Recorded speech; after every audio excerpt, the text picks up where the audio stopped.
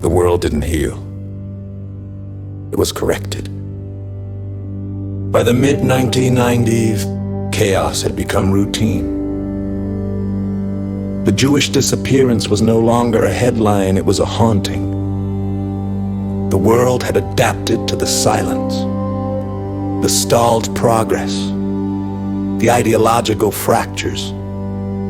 But then, something changed. Not loudly, not visibly, quietly. Global disasters began resolving themselves. Wars that were on the brink of escalation suddenly cooled. Generals withdrew without explanation. Peace treaties were signed without negotiation. Pandemics vanished before reaching their peak. Viruses mutated into harmless strains. Political crises dissolved in silence. Leaders resigned. Scandals evaporated. Uprisings fizzled. It wasn't peace. It was precision. And no one could explain it. Intelligence agencies were baffled. Reports surfaced of sabotage with no trace. Operations were disrupted without agents. Outcomes were altered without intervention. In Pakistan, a nuclear test was aborted after a control panel short-circuited despite no electrical fault. In Venezuela, a coup collapsed when the lead conspirator suffered a sudden, inexplicable seizure. In South Korea, a cyber attack failed because the malware vanished from servers mid-execution. Files were sealed. Eyes were turned, whistleblowers disappeared. The official narrative was silence. But the whispers grew louder. A hidden force was at work, strategic, invisible, unstoppable.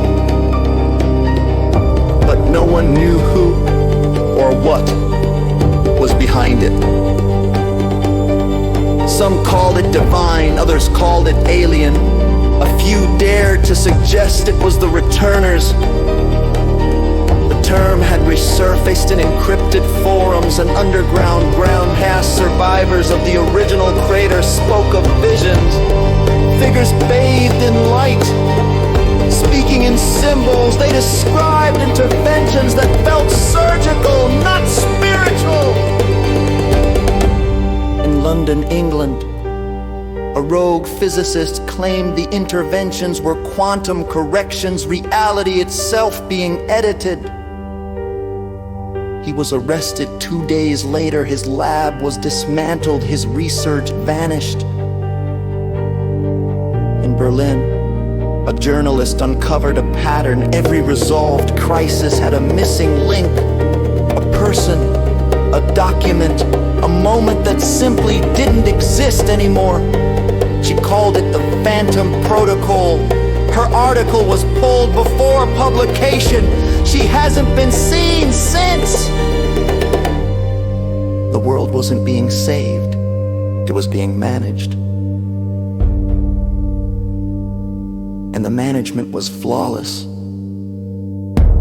No fingerprints, no signatures, just outcomes. In Washington, a senator's heart attack prevented a vote that would have triggered military escalation. In Cairo, a bridge collapsed, rerouted traffic away from a planned bombing. In Mumbai, a blackout prevented a data breach that would have destabilized the banking system. Each event was dismissed as coincidence, but the coincidences were stacking. And then came the anomaly. In 1996, a satellite captured a distortion above the crater, a ripple in the atmosphere. A shimmer analyst called it a glitch. But one frame showed something else, a symbol, brief, geometric, familiar. The Star of David. encased in a compass rose. The Watchers hadn't left, they'd gone underground. Governments panicked, secret task forces were revived, quantum labs reopened, surveillance intensified, but nothing surfaced. The interventions continued. In 1997, a global financial collapse was narrowly avoided when a rogue algorithm self-deleted. In 1998, a tsunami shifted course mid-ocean. In 1999, a viral outbreak mutated into a benign strain overnight. The world began to suspect someone was editing reality. But why? To preserve it, to delay something, to prepare. And then came the theory. A fringe researcher proposed that the interventions weren't random, they were rehearsals. The world was being conditioned, stabilized, not for peace, for return. By the end of the decade, one truth remained. The world was no longer chaotic, it was curated. But curated by whom?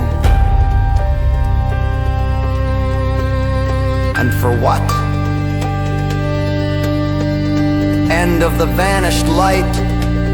Chapter 5, the phantom interventions. See you in the vanished light.